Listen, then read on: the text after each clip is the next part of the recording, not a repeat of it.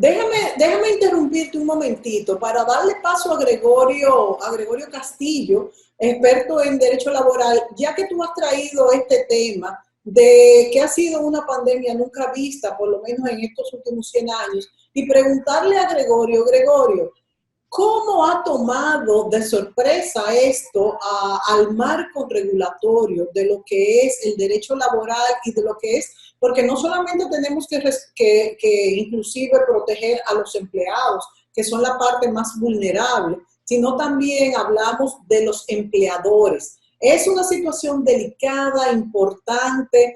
¿Cómo nos toma al país esta pandemia desde el punto de vista de regulaciones laborales? ¿Qué ha cambiado? ¿Qué nos ha enseñado? Y en el marco internacional, ¿cómo vamos a decir, se ha manejado distinto, que pudiéramos decir distinto, mejor, peor, no sé, a nuestro país? Adelante, Gregorio. Hola Mónica, hola doctor, ¿cómo estás? Bueno, el mundo, no solamente la República Dominicana, fue tomado por desprevenido con esta pandemia. Nadie tenía en su mente que este episodio se iba a extender por tanto tiempo. Ya para el día 17 de marzo del 2020, el presidente de la República en ese momento era Danilo Medina, se dirigió a la nación anunciando que el país entraba en un periodo de cuarentena.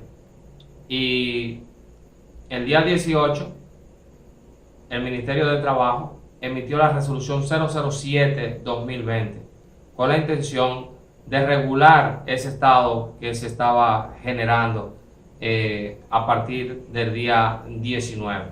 En el mismo se instaba a las empresas a que avanzaran a sus trabajadores una semana de salario, y aquellos trabajadores que ya tenían cumplidas sus vacaciones, que se les concediera el pago de las mismas, y a los que no estaban no tenían el derecho de vacaciones, se les adelantara una semana. Pues bien, posteriormente el Poder Ejecutivo emitió el decreto 143-20, con el cual se creó el Fondo de Asistencia Solidaria al Empleado FASE. Esto tenía dos modalidades: era fase 1 para aquellos trabajadores que estaban suspendidos, y fase 2 para las empresas que continuaban trabajando. Era uno excluyente del otro, es decir, aquellas empresas que tenían a su personal suspendido podían acceder al fase 1, es decir, los trabajadores recibían un subsidio directo a sus cuentas bancarias de entre 5,000 y hasta 8,500 pesos, es decir, el 70% de su salario, con un mínimo de 5,000 pesos y un máximo de 8,500. En ese decreto se instaba a los empresarios a que le completaran el 30% a los trabajadores para que pudieran devengar un poco más de salario, de ingreso, porque el FASE no era un salario, es un subsidio.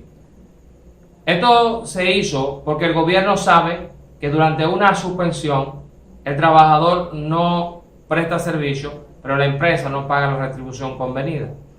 Entonces, si usted tenía al menos un trabajador suspendido, no podía acceder al fase 2. Inclusive, muchas empresas habían creado ya su suspensión, porque se creó o se adoptó más bien la figura de la suspensión basándola en el artículo 51, ordinal cuarto, del Código de Trabajo, en el cual se establece la figura del caso fortuito o de fuerza mayor.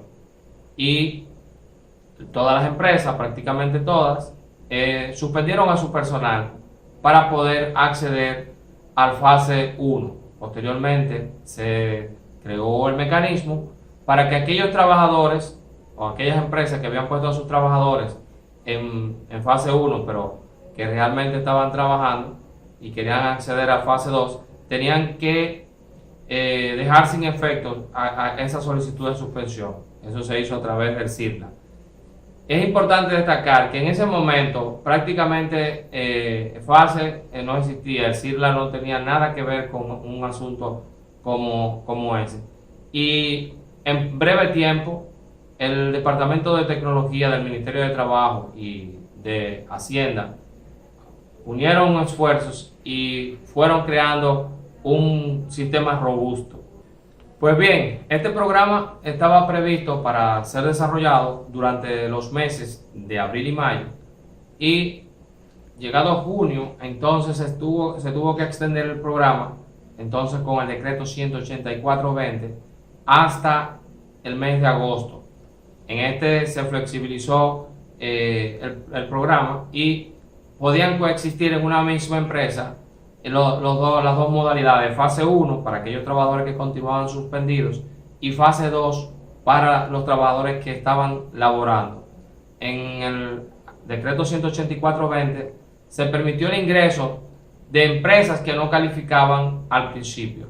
Recuerden que el gobierno inició el 20 de mayo la primera etapa de lo que se denominó la desescalada, que preveía la reapertura de la economía en 4 etapas o en 4 fases, si se puede utilizar el término. Y la primera etapa empezó el 20 de mayo, en el cual empezaron a trabajar muchas de las empresas denominadas esenciales con un personal reducido, adoptando un protocolo especial a tales fines para evitar los contagios.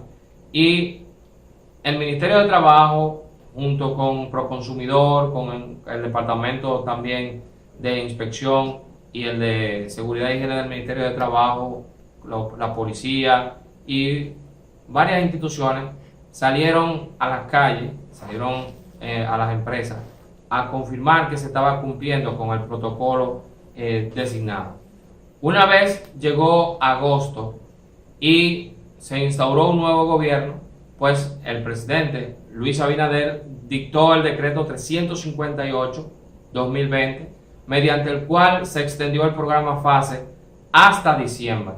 Se siguió con la misma modalidad, un poco más restrictivo, porque en la segunda quincena de noviembre muchas de las empresas que estuvieron haciendo mal uso de los fondos de FASE. ¿Por qué? Porque tenían a los trabajadores elaborando y los mantenían en fase 1 como si estuvieran suspendidos y no habían reactivado la suspensión. Pues entonces se encontraron con la sorpresa en la segunda quincena de noviembre de que fueron excluidos del programa.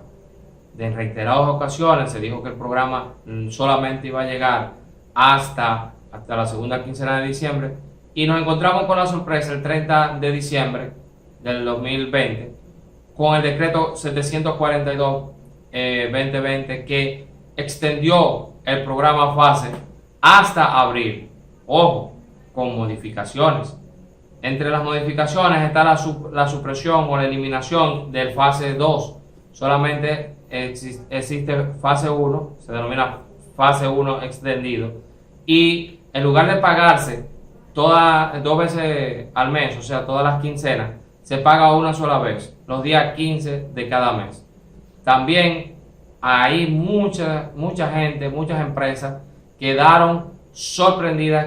¿Por qué? No habían reactivado sus suspensiones porque tenían a los trabajadores en la seguridad social. Es claro que muchos trabajadores tienen enfermedades preexistentes o tienen algunos dependientes que requieren el uso del seguro, y por eso las empresas preferían mantenerlos en la seguridad social. El caso de las mujeres embarazadas también cae dentro de esto. Y la aplicación del decreto 742-2020 ha dado mucho dolor de cabeza, porque esos 6 requisitos que se establecieron en el artículo 3 han sido de difícil cumplimiento para muchas empresas. Esto ha provocado que el Ministerio de Trabajo tenga que verse la necesidad de lanzar a sus inspectores a las calles para poder comprobar la procedencia o no de las suspensiones solicitadas a través de los DGT-9. Eso es una novedad, toda vez que desde marzo, cuando se empezaron a hacer las suspensiones masivas, hasta el 1 de febrero, hasta ese entonces no se investigaba las solicitudes de suspensión. En fin, el país ha afrontado de una manera, digamos, efectiva este periodo de crisis, este periodo de cuarentena, esta emergencia sanitaria. No somos los únicos en el mundo que tenemos esta situación. Europa ha dado asistencia, la mayoría de los países europeos han dado asistencia a sus trabajadores, el caso español, el caso inglés, el caso italiano, y ni se diga de la asistencia que los mismos Estados Unidos han dado también a su gente, y lo mismo sucede en Latinoamérica. Así es que la OIT mayormente ha emitido instrumentos regulatorios que permiten que haya una mayor seguridad y una mayor salud e higiene en las empresas. En la República Dominicana también tenemos el decreto 52206 que instituye lo que se denomina el Comité de Seguridad e Higiene Laboral. Entonces vamos viendo que uno de los elementos principales que se ha presentado durante esta cuarentena es la modalidad de la prestación de los servicios laborales bajo la modalidad denominada teletrabajo. El Ministerio de Trabajo no se quedó atrás y dictó la resolución 23-2020, por el cual se regula las relaciones de teletrabajo, la cual fue modificada por la resolución 27-20. La 23-20 preveía que esta modalidad de registro de los contratos de teletrabajo iniciaría el día 12 de diciembre, pero fue pospuesta para entrar en vigencia el 12 de febrero. Así es que esto es lo que tenemos por ahora. Creo que el Congreso se ha quedado corto en cuanto a que no ha legislado específicamente para regular las relaciones laborales durante un periodo de emergencia sanitaria como el que estamos viviendo, pero dentro de lo que tenemos hemos estado manejando la situación de un modo satisfactorio.